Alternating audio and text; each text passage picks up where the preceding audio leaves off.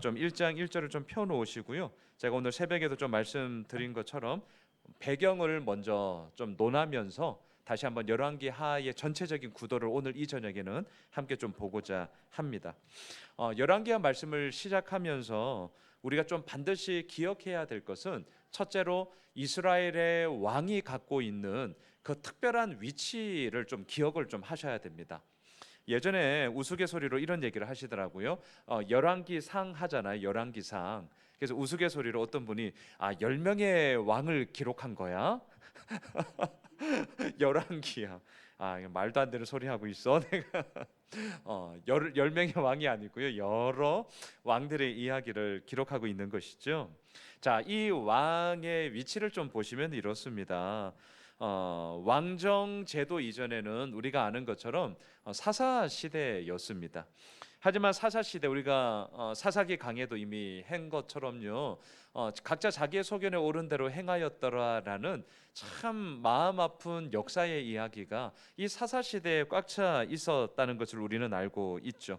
일정한 질서도 없고 영적인 대혼란의 시기였고요. 또한 하나님이 그들의 왕이셨음에도 불구하고 그 왕됨을 인정하지 않은 채 각자 자기 소견에 옳은 대로 행하였던 그런 무질서함이 사사시대에 꽉 차지 않았습니까? 그 가운데서 이제 사사시대를 지나 왕정시대로 바뀌어집니다. 말 그대로 한 사람의 절대 권력자, 그가 곧 왕이었죠. 그 왕을 통하여서 그 나라의 모든 이념들과 이제 정치들이 이루어지고요.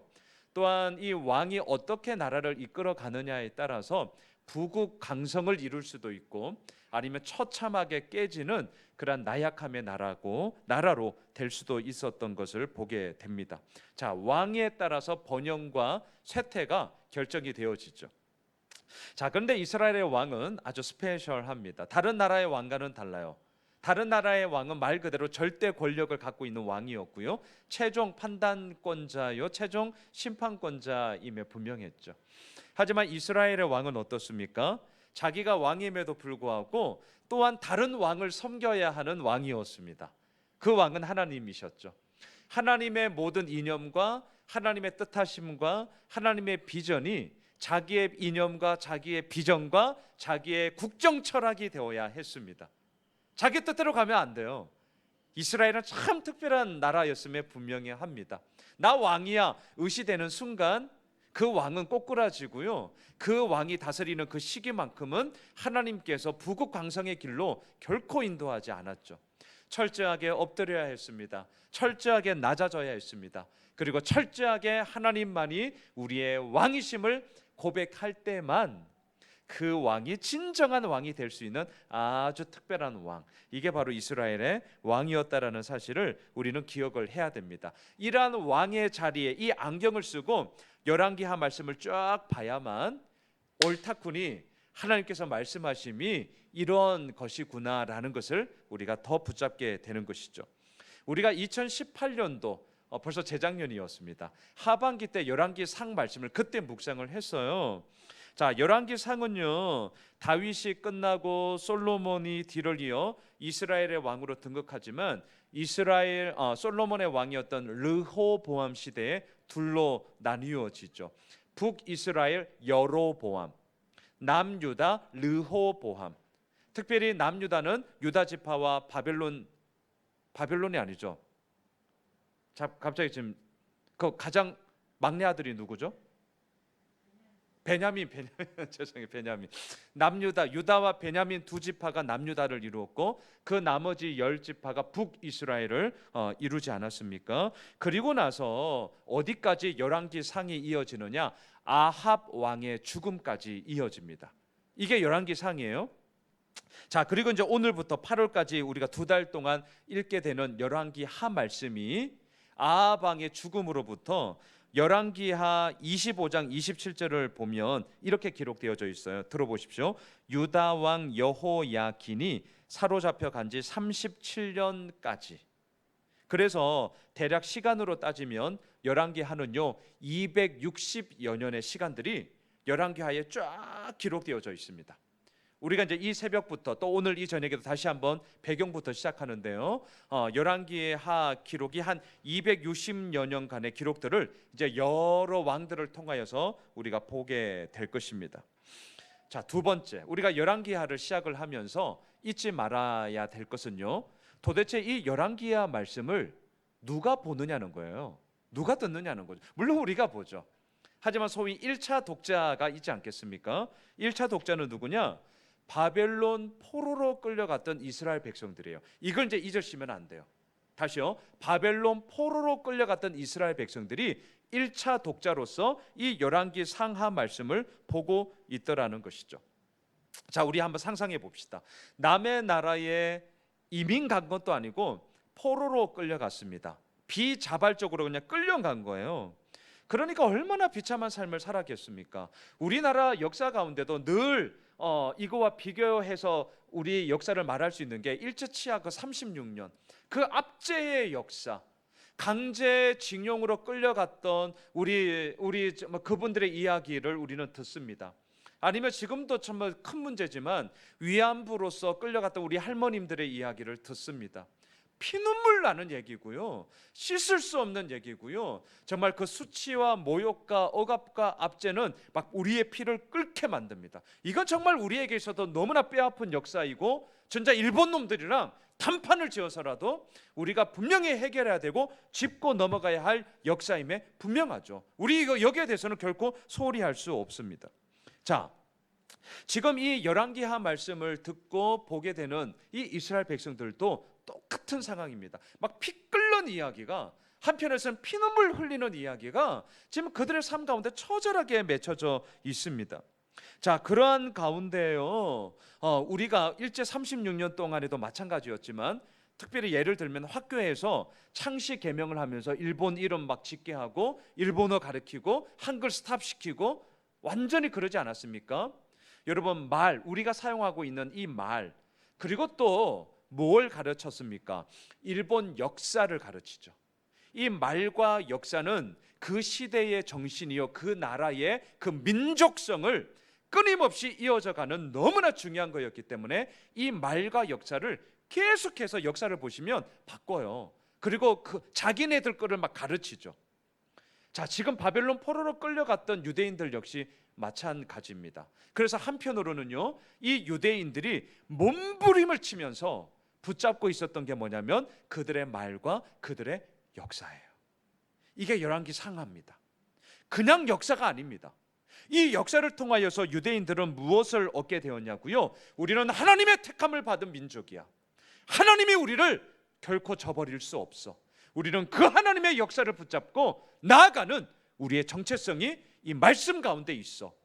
그 역사의 정통성을 통하여서 다시 한번 나는 하나님의 백성이야. 지금 피눈물 흘리고 한편에서는 막 피끄럼에 수치와 모욕과 억압을 당하지만 우리는 결코 꿀릴 수 없어. 자신의 정체성을 확인하게 되는 거죠. 그런데 또 한편으로는요, 이러한 반문도 들죠. 그런데 말이야, 그 하나님이 우리를 버리신 거 아닐까? 너무 힘들어. 너무 마음 아파. 어떻게 하나님이 우리를 선택하셨다면, 당신의 백성으로 삼아주셨다면 어떻게 이럴 수 있어? 우리가 그러한 고민을 가지고 나아가는 것 아니겠습니까? 이스라엘 백성들 역시 그러한 고민, 때로는 이해하지 못한 이 현실 가운데서 이게 뭐야? 항변할 수 있는 것이죠. 그런데 또한 그러한 항변에 대한 대답이 열왕기하 말씀이에요. 역사서 말씀이에요. 왜냐하면 이제 우리가 보게 되겠는데요, 여러 왕들의 삶의 이야기를 통하여서 다 잘했냐고요? 아니요. 이 말은 무슨 말입니까? 그러한 뼈아픈 역사가 흘러오기까지 자신들이 다 잘했음에도 불구하고 불가피하게 이루어진 것이 아니라, 그것 가운데서는 나의 잘못과 이 민족의 잘못으로 인하여서 아버지의 징계와 아버지의 책망하심의 모습으로도 이렇게 나타나고 있더라라는 이 두 가지의 모습을 함께 보게 되는 것이죠.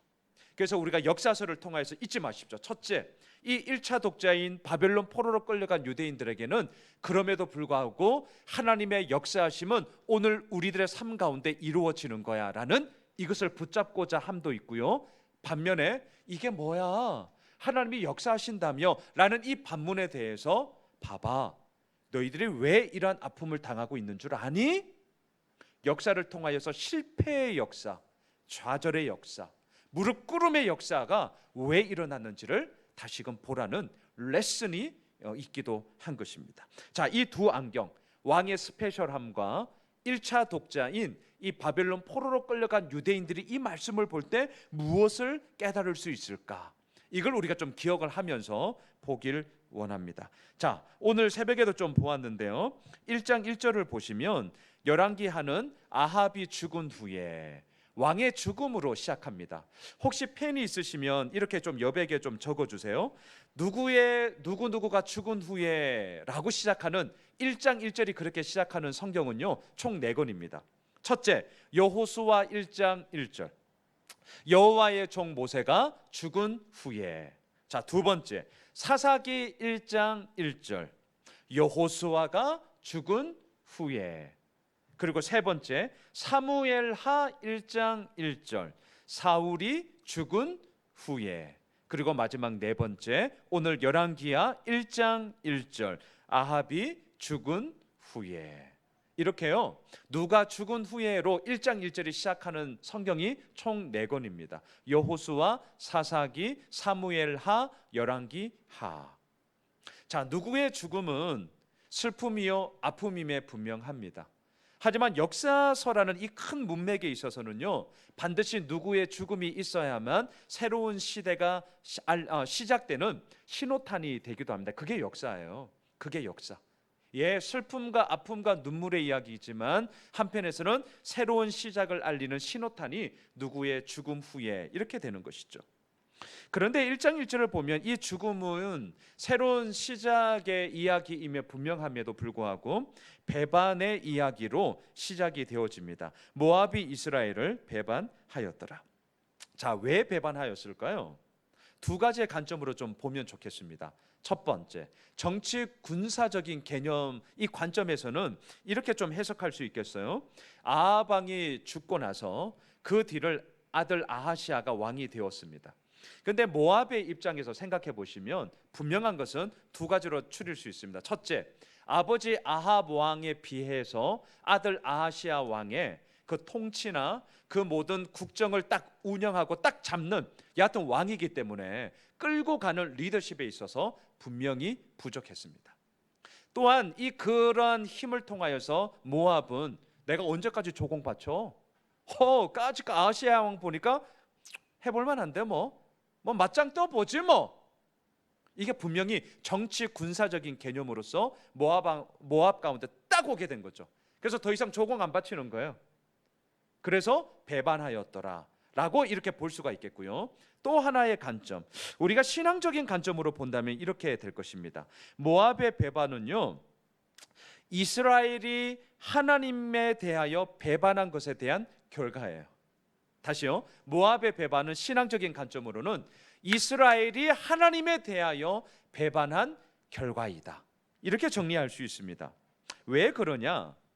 아하시아 왕의 이 아버지 아합 왕은요, 우리가 너무나 잘 알고 있듯이 그의 권력과 힘을 가지고 하나님 아버지를 배반하는데 앞장섰던 왕이죠. 그의 부인 이세벨, 그리고 갈멜산에서의 그 영적 전쟁에서의 승리를 보았음에도 불구하고 전혀 깨닫지를 못합니다. 바알과 아세라를 섬기는 데 있어서 앞장섰던 왕이 아합 왕 아닙니까? 그런데요, 우리가 이제 오늘 본문에서도 보게 되겠지만 이 아들 아하시아 역시 그 아버지의 뒤를 이어 그 아버지의 뒷모습을 그대로 보고 가요. 오히려 더해요. 우리가 2절에서도 이제 보게 되겠지만 더합니다.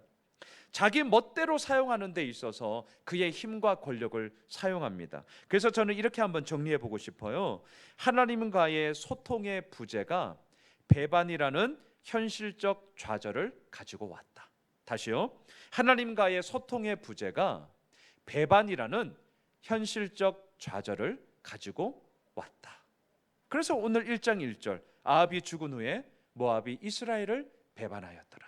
이 배반의 이야기에는요, 하나님과의 소통의 부재가 깔려져 있습니다. 그 소통의 부재가 뭐냐? 자, 2절 보세요. 아하시아가, 제가 오늘 새벽에도 말씀드렸어요. 아하시아, 하나님께서 붙잡으셨다라는 이름입니다. 이 아하시아는요, 오늘 결론이기도 한데 이름값만 하면 돼요. 진짜 그냥 이름값만 하면 돼요. 하나님께서 붙잡으셨다라는 이 사실을 놓치지 않고 자기도 그 하나님을 붙잡으면 돼요. 근데 이름값 못한 왕이 누구냐? 아하시아입니다. 이게 오늘의 사실 결론이기도 해요. 자, 이름값 하지 못하니까 뭐 하는 줄 아세요? 2절에 보시면 사마리아, 북이스라엘의 수도죠. 사마리아에 있는 그의 다락 난간에서 떨어져 병들매. 자, 저는요 이 구절을 묵상하면서 그의 다락 난간, 왕실입니다. 그에게는 아주 익숙한 공간입니다.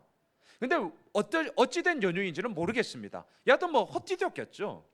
자, 그런데 이게 우리에게 이런 그림을 그려줘요. 그가 아주 익숙하게 살고 있는 왕궁의 그 다락 난간에서 떨어졌다.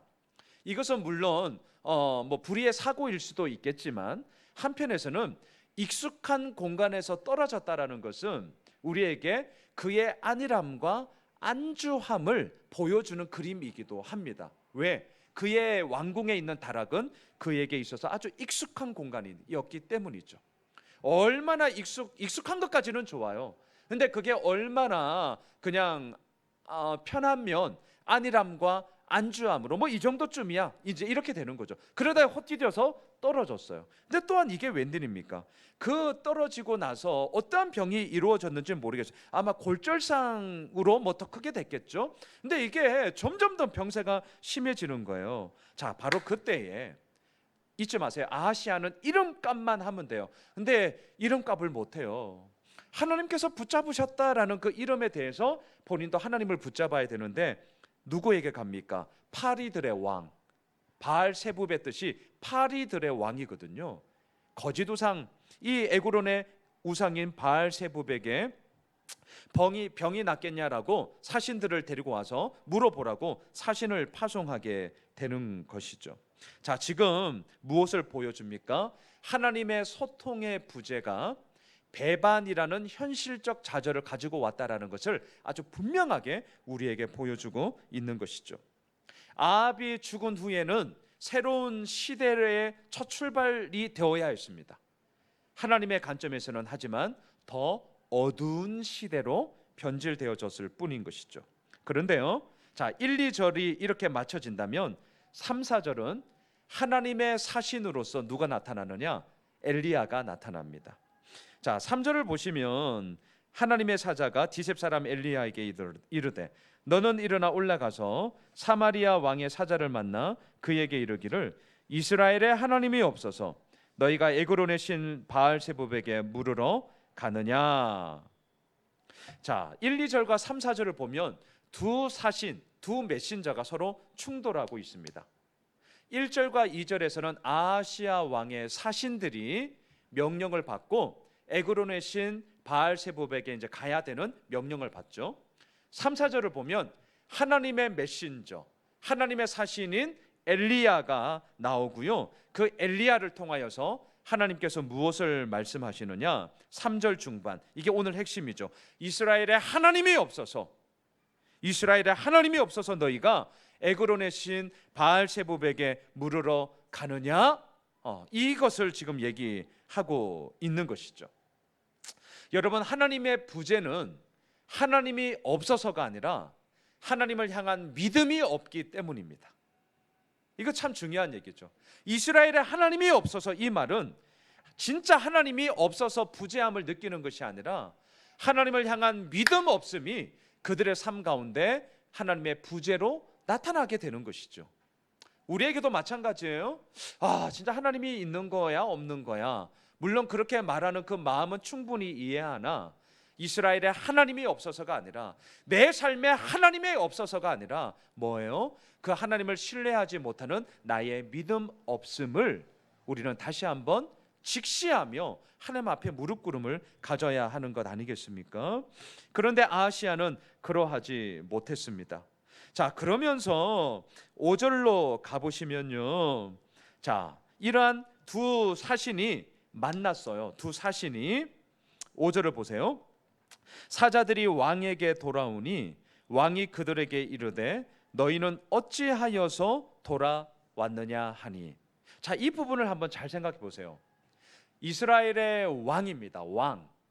이 당시의 왕은 여하튼 간에 아주 절대 권력을 갖고 있는 왕임에 분명합니다. 우리가 신하라고 한번 생각해 보세요. 오늘 5절에 보면 분명 이 신하들은 왕의 명령에 따라 에그론으로 가야 함에도 불구하고 안 갔습니다. 그리고 도중에 돌아왔어요. 그래서 왕이 묻습니다. 야, 어찌하여서 돌아왔냐? 5절에서 분명히 물어요. 왜 돌아왔을까요? 이 신하들은 중간에 엘리야를 만나서 이런저런 얘기를 나누었잖아요. 그럼에도 불구하고 왕의 명령은 에그론으로 가는 거예요. 자, 왜 돌아왔을까? 엘리야가 무서워서? 하나님이 두려워서? 아닙니다. 8절을 보십시오. 오늘 새벽에도 보았는데 8절을 보세요. 그들이 그에게, 여기서 그들은 왕의 사신들이고요, 여기서 그는 아하시아 왕을 얘기합니다. 아하시아 왕에게 대답하되, 그는 엘리야를 말하는 것인데 털이 많은 사람인데 허리에 가죽띠를 띄었더이다. 엘리야인 줄을 몰랐어요. 자, 이 말을 듣자 왕이 이르되, 그는 디셉 사람 엘리야구나. 이제 엘리야라는 것을 왕이 알아차리게 되죠. 자, 왜 이 사신들은 왕의 명령이 있음에도 불구하고 도중에 돌아왔냐? 하나님이 두려워서, 엘리야가 무서워서, 이게 아니라는 것을 우선 알게 되죠. 그럼 왜 돌아왔을까요? 저는 이렇게 좀 정리를 했어요. 이 사신들의 마음속에는요, 아하시아 왕, 자기에게 명령을 하고 있는, 자기들 섬겨야 되는 그 왕이 무서워요. 무서워. 다시 말하면, 좀 더 심하게 말하면, 이 아하시아 왕을 사실은 이 신하들이 무시하고 경멸했기 때문입니다. 이유가 뭔 줄 아세요? 두 가지예요. 첫째, 아하시아가 왕으로 딱 등극을 하면서 나라 전반적으로 무슨 큰일이 이루어졌나요? 1절, 모압이 이스라엘을 배반하였더라. 이거 정치적으로, 이 역사를 보면서 정치적으로 돌아가는 이 논리들도 아주 중요합니다. 군사적인 관점도 가지셔야 돼요. 신하들의 입장에서는요, 왕이 우스워. 앞에서는 내내 그러죠. 이 왕이요 왕이요 그런다니까요. 하지만 딱 돌아서면, 뭐야, 아니 아하시아가 왕이 되면서 우리나라에 뭐가 좋아진 게 뭐가 있냐? 모압이 배반하고 조공 들어온 것도 딸리고 세금도 잘 안 거치고, 아유, 저 왕 좀 안 없어지나? 자, 두 번째, 왜 이 신하들의 마음속에 아하시아 왕의 그 명령이 속된 말로 말빨이 왜 안 먹힌 줄 아세요?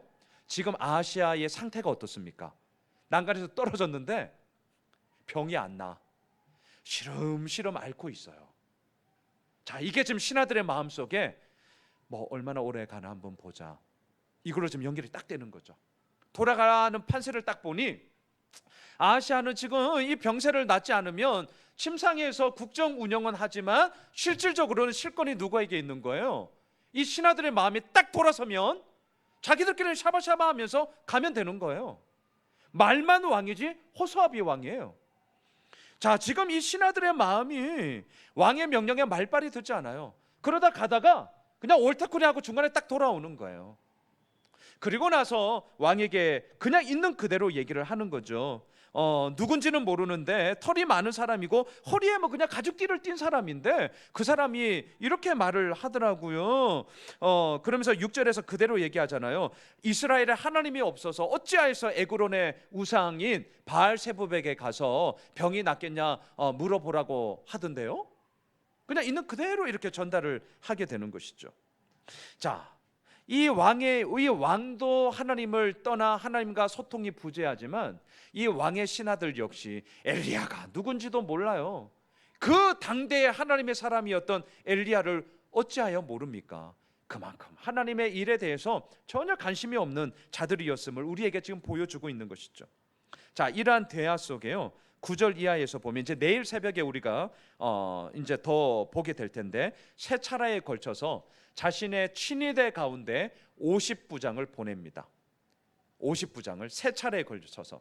결론부터 말씀을 드리면 오늘 본문 9절로 12절까지를 보면 두 차례에 걸쳐서 이 보냈던 50부장들이 하늘의 불로 말미암아 다 죽게 되죠. 그리고 내일 새벽에 이제 우리가 보게 될 텐데 세 번째 50부장은 달라요. 요건 이제 내일 새벽에 보도록 하시죠. 결론부터 말씀을 드리죠. 불이 하늘에서 내려옵니다. 자, 근데 잘 보세요. 불이 하늘에서 내려오는 것이 이 불이 재물에게 내려지면 뭐가 됩니까? 하늘에서 내려오는 불이 재물에게 내려지면 그것은요 정말 하늘과 땅이 만나는 하나님의 생명에 응답하시며 생명의 소통이 이루어지는 하나님의 현현이죠. 예, 하늘에서 불이 떨어지는 것이 마냥 잘못된 것이 아니라 우리가 드리는 재물 가운데 떨어진다면 그 무엇과도 바꿀 수 없는 생생한 하나님의 역사의 현장이 되는 것이죠. 그런데 오늘 본문에서 그 불이 사람에게 떨어집니다. 이거는 뭐가 됩니까? 두렵고 무서운 하나님의 심판이 되죠. 하나님의 심판이냐 하나님의 응답이냐, 너무나 똑같은 현상이지만 재물 위에 떨어지느냐 사람 위에 떨어지느냐에 따라 완전히 다른 이야기가 되어지는 것을 보게 됩니다. 자, 말씀을 좀 정리하겠습니다. 오늘 본문의 시작은 죽음과 배반의 이야기로 시작되어져 오늘 12절까지 국한한다면 또 다른 죽음의 이야기로 맞춰지고 있는 것을 보게 됩니다. 이유가 무엇입니까? 이유가 3절 이스라엘에 하나님이 없어서 에그론의 우상 바알세붑에게 물으러 가냐? 이것 때문이죠. 자, 요 말씀을 지금 1차 독자인 바벨론 포로로 끌려간 이스라엘 백성들이 볼 때 어떤 마음이 들까요? 되게 중요합니다.